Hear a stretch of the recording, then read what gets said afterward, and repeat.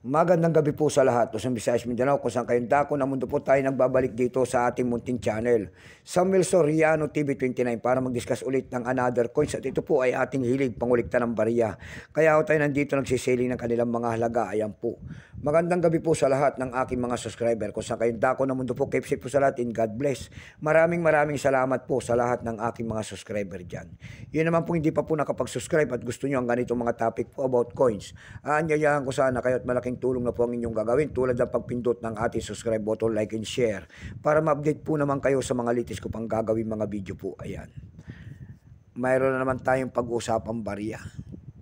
Pera po ng Germany. Ayan, pera po ng Germany ang ating pag-uusapan. Ayan, 10 Pfennigs. 10 Pfennig. Ayan. Pera po ng Germany. 1979. Bago tayo magsimula sa ating talakayan, kilalanin mo muna natin siya. Issue po, Federal Republic of Germany. Period, Federal Republic 1949 up to date po. Type standard circulation coins. Years 1950 hanggang 2001. Value nito 5 Pfennigs po. Currency Discol Mark 1948 up hanggang 1948 hanggang 2001. Sorry po.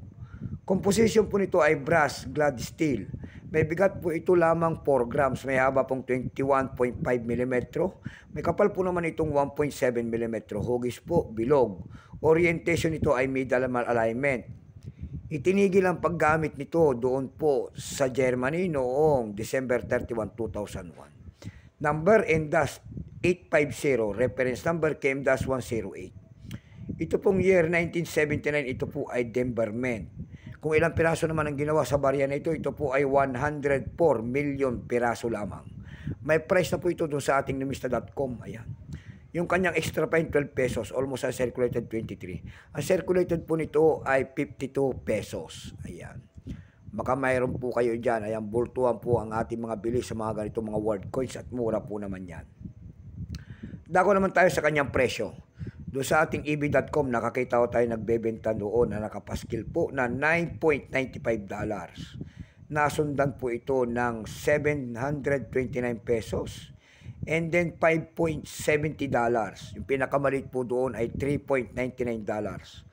Dako naman tayo sa Carousel PH. Sa Carousel PH po, nakakita ko tayo nagbebenta doon ng 700 pesos. Nasundan po ito ng 100 pesos. 4 pieces po nito, binibenta niya doon ng 450 pesos.